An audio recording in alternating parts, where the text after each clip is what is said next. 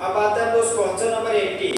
Question number 18 हमारा बोल रहा है कि निम्नलिखित में से कौन सा आयंस कलर्ड कंपाउंड के रूप में पाए जाते हैं जब उसे जल में घुलाया जाता है तब।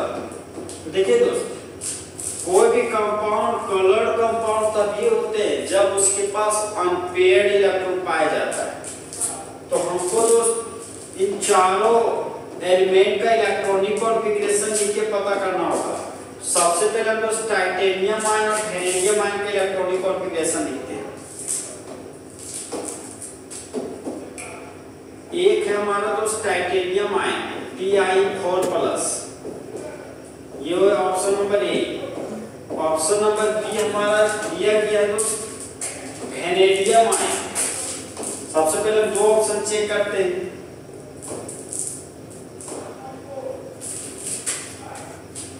ऑप्शन नंबर बी था हमारा दोस्त वेनेडियम आयन V3+।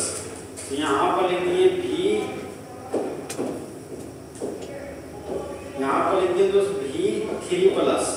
अगर यही दोनों में से एक ऑप्शन के पास अनपेयर्ड इलेक्ट्रॉन मिल जाएगा, जनरली यही दोनों हमारा कलर कंपाउंड हो जाएगा।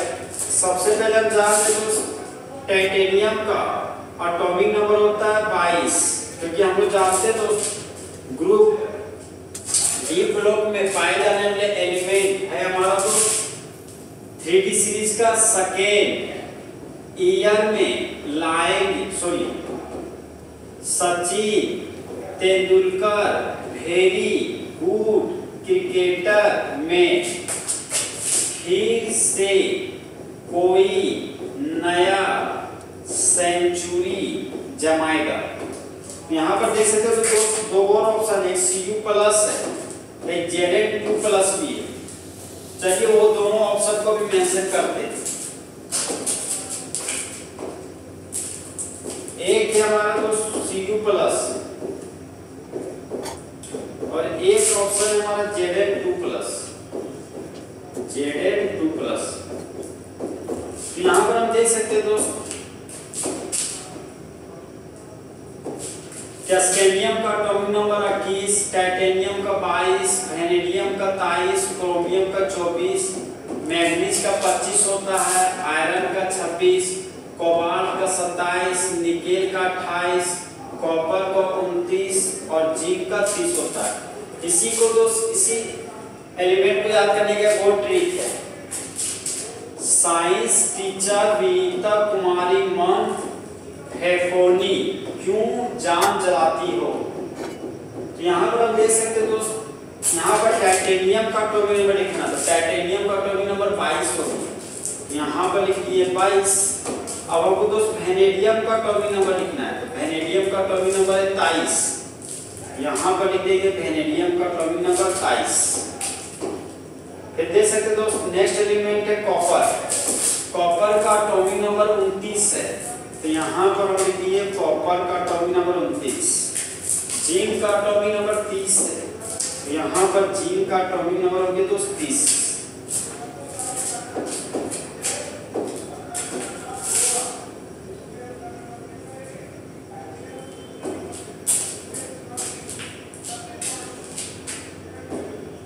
सबसे पहले दोस्त टाइटेनियम आयन में आते हैं।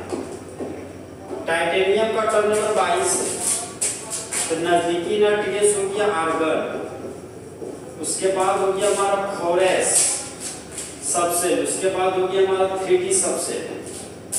फिर देख सकते हैं दोस्त वेनेडियम का एटॉमिक नंबर 23 है, यहाँ पर भी नजदीकी नट गैस हो गया आर्गन, सबसेल हो जाएगा फ्लोरेस और यहाँ पर भी सबसेल हो गया 3D।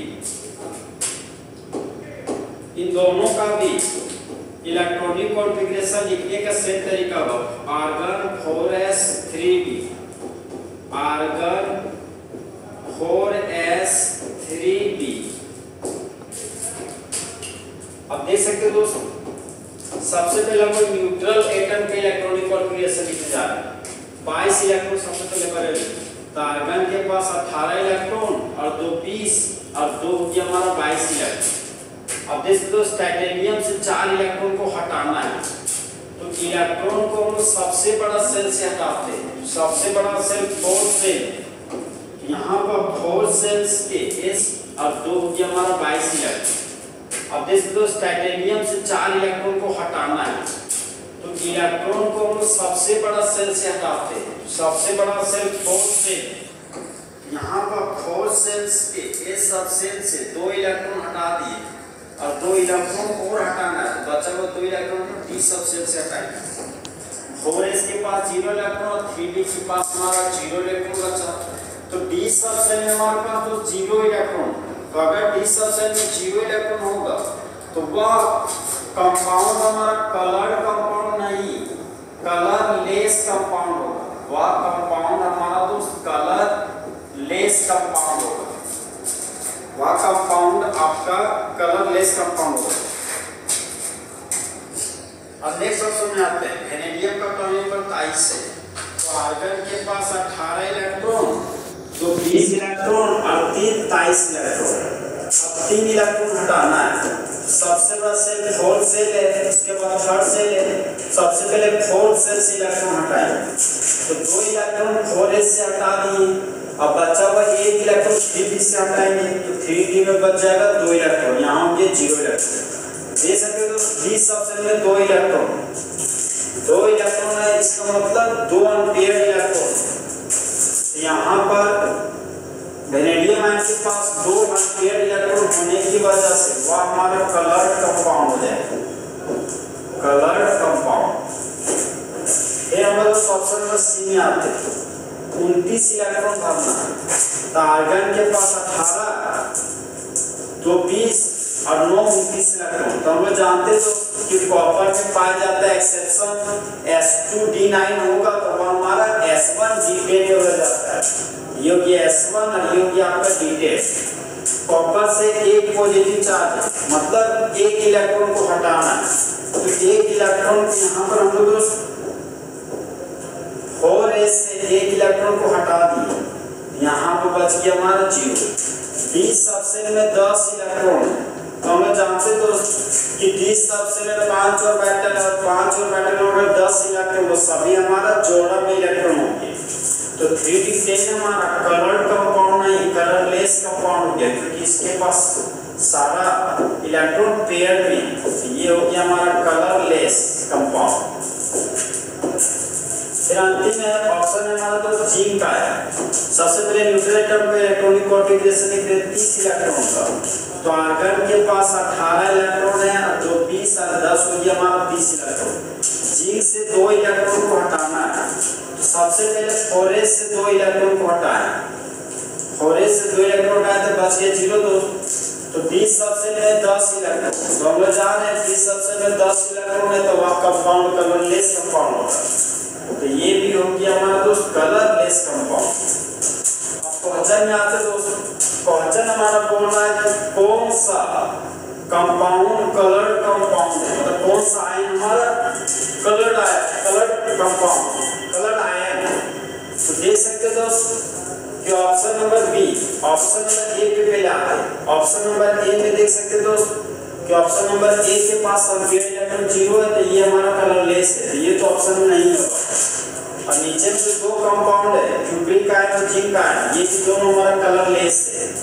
तो option number B, vanadium ion के पास अनपेयर्ड इलेक्ट्रॉन 2 है, तो ये हो जाएगा हमारा कलर्ड कंपाउंड। क्वेश्चन नंबर 8 का option number B, vanadium ion full HP में सही होगा। अब हम लोग दोस्त नेक्स्ट ऑब्जेक्टिव क्वेश्चन में आते हैं। उसके पहले दोस्त एक मस्त शायरी सुनाते हैं कि जाओ न छोड़कर तुम यूं मुझे, अभी अभी दिल भरा नहीं है, अभी अभी तो तुम आई हो और अभी अभी तुम्हें जाना है। अब दोस्त नेक्स्ट ऑब्जेक्टिव